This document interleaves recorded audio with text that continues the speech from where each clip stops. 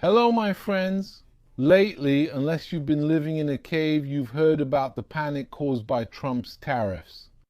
He's putting up trade barriers all over the place. Somewhere deep down, I won't hide that I kind of enjoy what he used to say. The New World Order will come whether we like it or not, all that. Well, the New World Order seems to be running into some trouble. Actually, it's not just running into trouble, it's dying a natural death. I don't believe that all these fantasies about globalization that we've been fed for the past decades will come true in our lifetime. I believe it's absolutely over forever and ever. Now, a lot of people are speculating about what Trump wants to do with these tariffs. What's his goal? Of course, the stated intention is we're going to reindustrialize the United States. But, well, maybe it's just an intention. You have to know that with American politics, there's always a difference between what is stated and what is actually done. That's the first point to consider. Deuxièmement. Secondly, regardless of what Trump really wants deep down, what will he really accomplish? Because Trump might very well think of imposing these tariffs or putting them in place for his own reasons. But in practice, he could get something completely different. That's still to be seen. So first of all, regarding the reindustrialization of the United States, I feel like we're jumping the gun a little bit with that one. I'm not so sure. I don't think that's the effect he's going to get. Maybe that's the effect he's looking for. I'm not denying that. I'm not in his head. But is that the effect he's going to get? Allow me to doubt it. I'll give you 2 or 3 points so you can judge for yourself. I'll explain a bit how I arrived at this position. So, first of all, you should know that there is instability in American politics. Until recently, there was the Biden administration, which was going in one direction. And now, suddenly, we see that there is a change of direction, a 180-degree turn. Without getting into partisan rhetoric, figuring out who's wrong or right, we still have to admit that it's a radical change. A radical change that could be followed by an equally radical change in 4 years. That is, American political cycles are short. Every 4 years, we potentially have a new administration that will undo everything the previous one did. Industrial cycles, however, are not brief. Well, yes, industrial cycles are much longer. If you invest in a factory, for example, and set up a factory in the United States, it takes time to build it. It's a major investment. It's not a website, it's not a startup, it's not just opening an office. It's a big project that works on a time horizon of at least 10 or 15 years before it becomes profitable. So, let's imagine the following situation. I'll give you an example. Imaginons. Let's imagine that you and I have some rather unique factories. They're all over the world, but we're not very well positioned in the United States. Trump puts these tariffs in place and we wonder, should we set up in the United States? Not so fast, not so fast. It's not that simple. Why? Because let's imagine we say, if we manage to get past Trump's customs barrier, that means our products will be in the United States. Well, we'll leave all our competitors behind that wall and the market will be ours. Great. That's on paper. In practice, what does that look like? In practice, we can invest very heavily to go to the United States. And then suddenly, in 3 months, Trump says, we negotiated with this country, there are no more tariffs. That's it. Or we drop those tariffs. We're not interested anymore. We're going to change our policy. You see? And at that point, all the competitive advantage you have by moving a multi-billion-dollar factory to the United States, you lose it immediately because the tariffs don't exist. That is, if you're reindustrializing with those tariffs, you would have needed much stronger guarantees. Here we go, guys. We're set for 50 years. The tariffs I'm putting in place today, we're in 2025. I can guarantee you through very strict institutional mechanisms that in 2075, they'll still be there. So if you want to sell in the United States, now is the time to invest. This is the time to make your long-term arrangements. All right? The problem is, that's not what he's saying. And he uses that as a negotiation tool, as a tool of coercion. All right? What do the manufacturers do? They wait. Of course, you've heard that some have increased their production in the United States. Yes, that's true. Production can be increased. But it's much easier to increase production than to build it from scratch. Those who already have factories there just need to make a few tweaks, adjust their supply chain a bit, and produce more in the United States than they already do. That's easy to do. That can be done in a few weeks or a few months. But to invest fully in the United States, yet it's a very interesting country with a large customer base and all that. But the problem is, it's also a country with a financial nightmare, with a regulatory nightmare.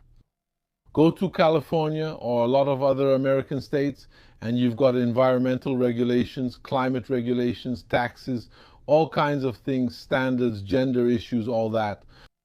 I mean, forget it. Forget it. It's a country that's not just going to industrialize like that. That's the first point. That's the nightmarish side. Second, what do you need to industrialize a country? You need labor. You need skilled labor. You need a supplier ecosystem. You're not just going to set up a factory in the desert and then start rolling out cars. That's not how it works.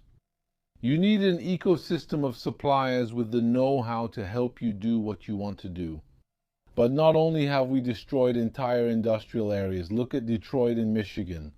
Pay attention to Detroit and the news coming out of Detroit. That's the likely future for many European countries, especially Germany. Look, since we've deindustrialized, we've not only destroyed the industries, but we've also destroyed the entire ecosystem around them. We've destroyed the know-how. We no longer have the professionals. We no longer have the experience. We have nothing left.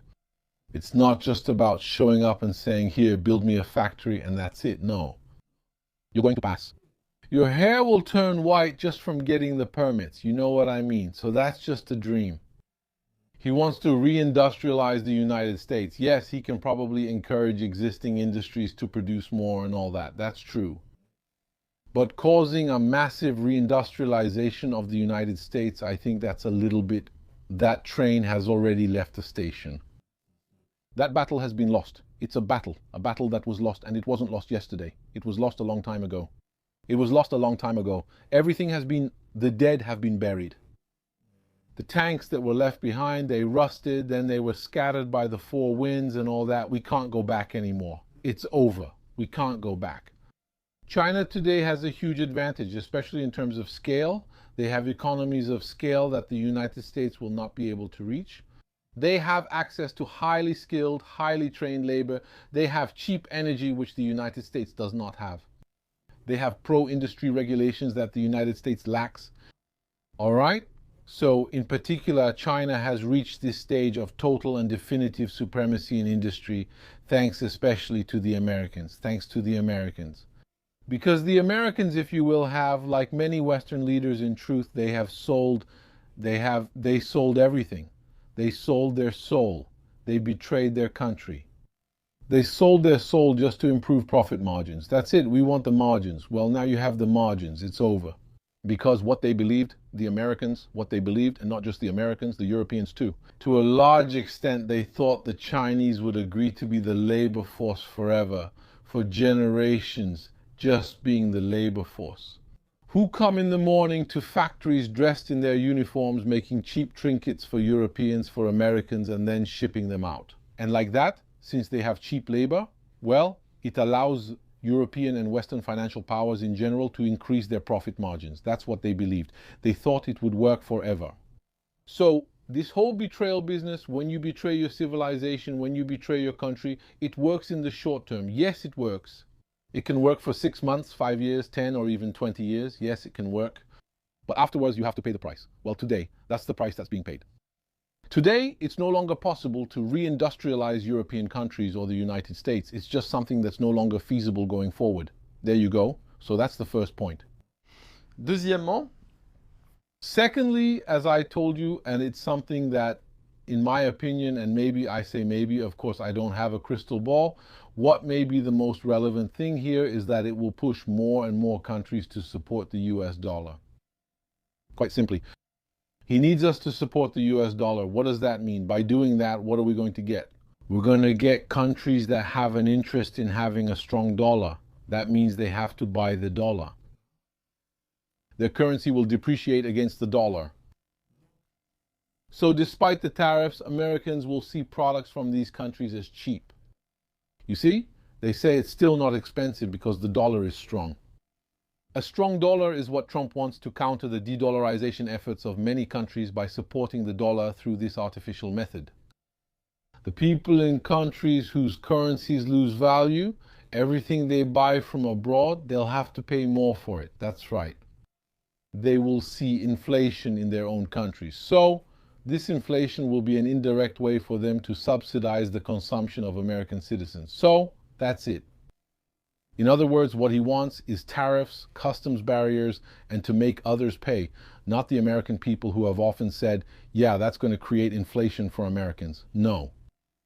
His goal, I think, but we'll see if it actually happens in practice, but his goal is for these tariffs to be paid by the exporting countries, by the people of the exporting countries. Well, that's it. We'll see how it turns out.